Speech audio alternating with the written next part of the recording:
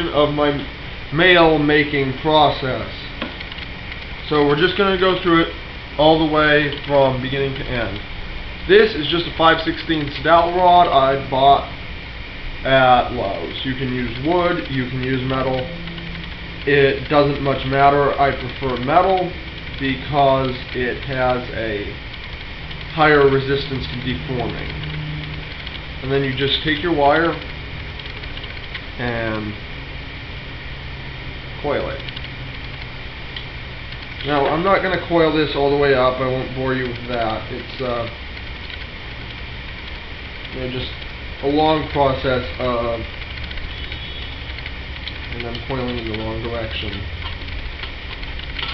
Yeah, you see that it's not always simple, but it's actually pretty easy.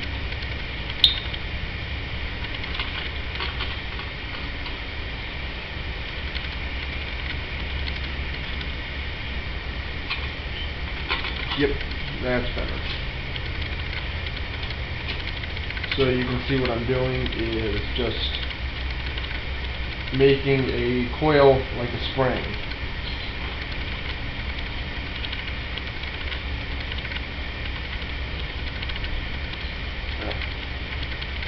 Just coiling away, and you do this until the rod is up to about there. Then you can cut it off. I'm going to cut it off earlier so that I don't spend too much time doing this. Okay. So to cut it off, take a pair of pliers, boom, and I've got a coil. I'm then going to cut off all the excess on the coil, that is, these bars coming off the end.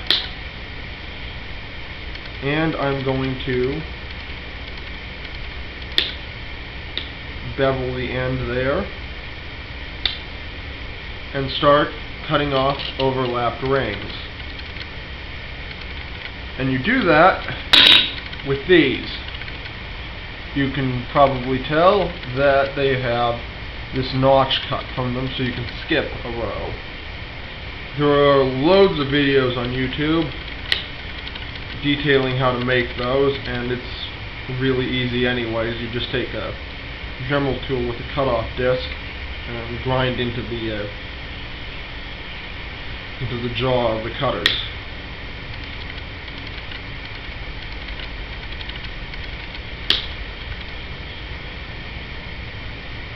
And you want the edges of the ends of the rings, ends of the overlapped sections beveled,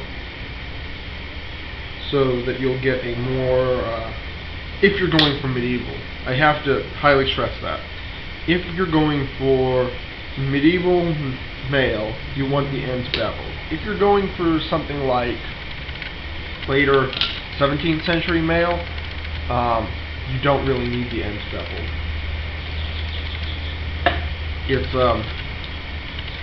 It's something that's kind of specific to mail from the medieval period.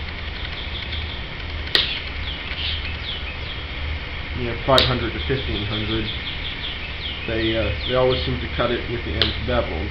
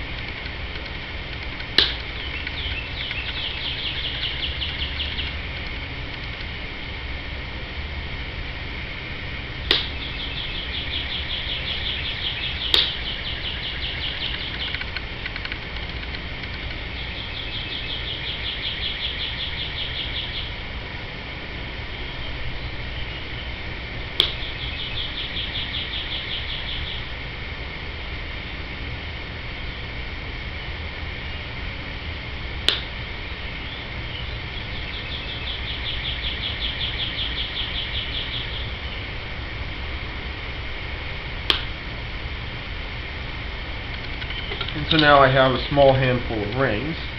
I'm going to spool off about this much wire, and thread my rings onto it.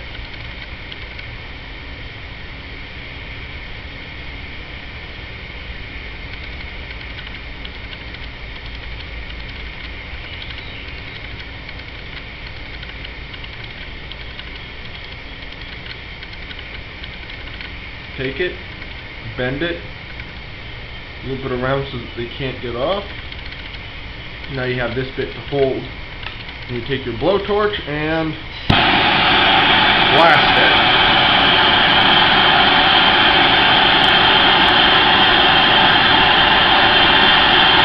And what I'm doing is annealing it. That doesn't really soften it much. It's mild steel. There's only so much you can do, really, to soften it. It's not like it's something that can get very hard in the first place. But what it does do is create a layer of forge scale on the rings. And that scale is important. And I have a string of annealed rings here that I'm going to allow you to take a look at so I can demonstrate this to a certain degree. And you might notice that the annealed rings have this weird bluish color, and I don't know if the camera picks it up, but the unannealed is brownish. That's just an oil blackening from the factory. It's not annealing, it's not forge scale.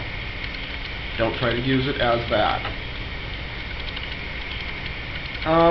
Just for the hell of it, I had some extra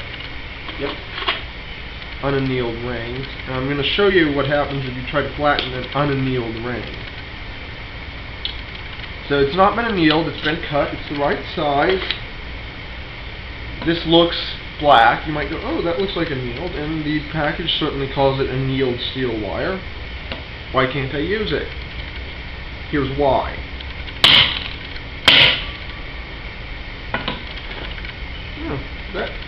That's actually better than I expected. Oh well, discard what I just said.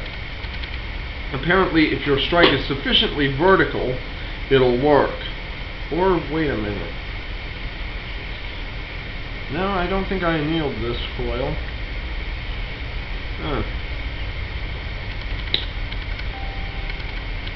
Okay.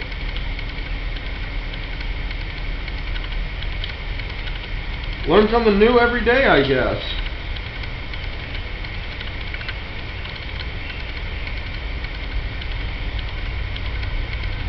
Oh well. You'll get more consistent results out of the annealed rings.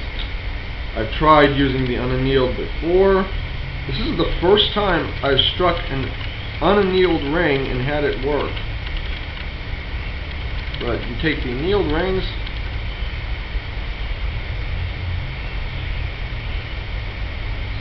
pop them up, do what I just did with the unannealed one. So,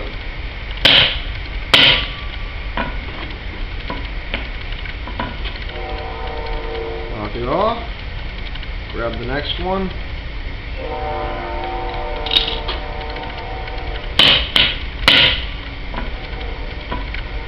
knock it off, grab the next one,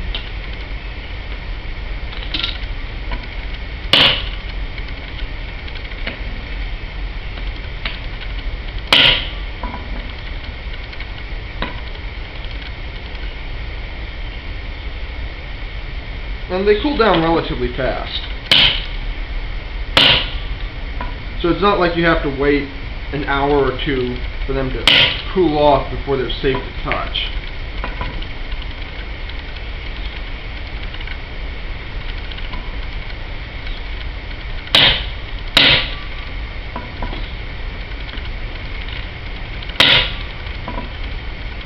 And now I'm going to take this opportunity to show you what beveling the overlap end does, or the effect it creates. Beveled in my right hand versus in this hand that I'm working with my index finger on, versus unbeveled in this one. And you can see that this is far more square at the end, which is far more of a later type. Now what I'm going to do is center punch the overlap. So this is an automatic center punch. I just picked it up at Lowe's for like $5. It is very cheap and it works, so I use it. get it on center. And now I have a center punch. Now I'm going to take my Whitney punch with my custom made bit that I told you about in the last video.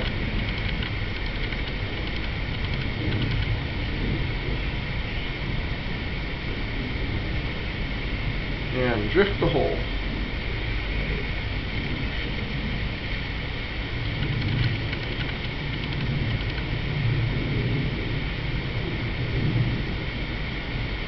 And I was off center. Center punch while you know work.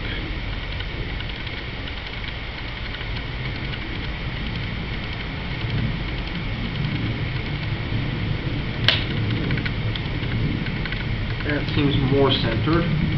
This is one of those things where I've been out of practice and I used to be able to get it directly on center every single time.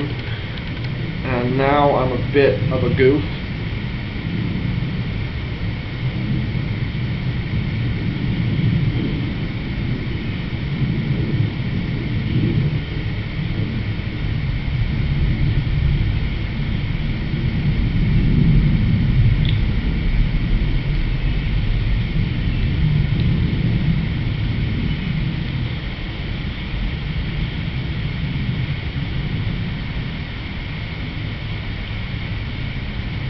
Oh yeah, much better. Okay. So now I'm going to open it.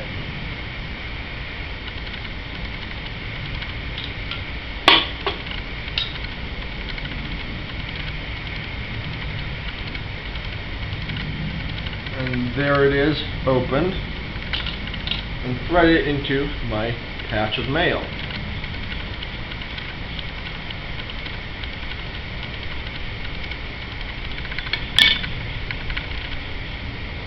And I've been working on this same patch for like 2 years, and most of it, you know, on and off. So most of it off, and most of the time on was spent not really making mail, but making tools as I figured out what did and didn't work. Making and buying tools, figuring out what would work, what wouldn't. So now, for rivets, I've seen a lot of people use short sections of wire. I've seen a lot of people use purchase rivets like these from GDFB. What I use are wire nails because they are very easy to use.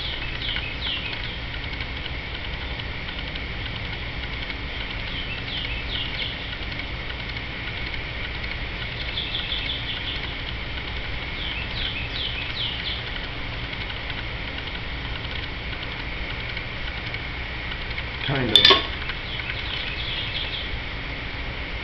Lining up a drifted hole can be a pain in the rear. So you'll have to excuse me while I figure out where everything went. This is so much easier with punched holes. I can see why more people use those.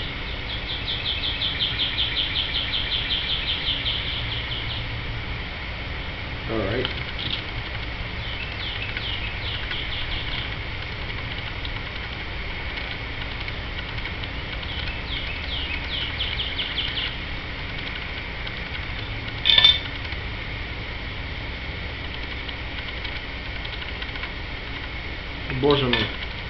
Again, this is something where I'm just out of practice and you'll have to bear with me. I used to be able to, you know, put this together at a hare's pace while I fear I've slackened to that of a tortoise.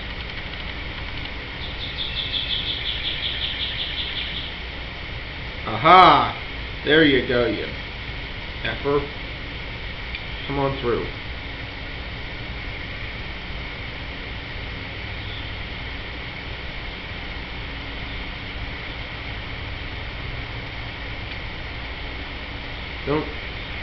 I'll probably edit this out.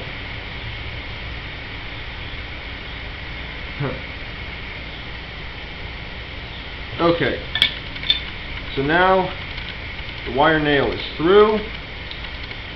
I'm going to cut it off.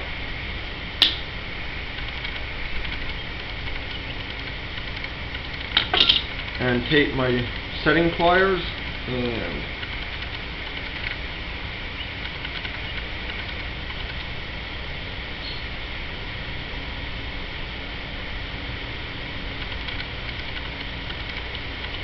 boom. And just repeat ad nauseum until you have lots and lots of mail. And hopefully one day you'll even have a full shirt of it.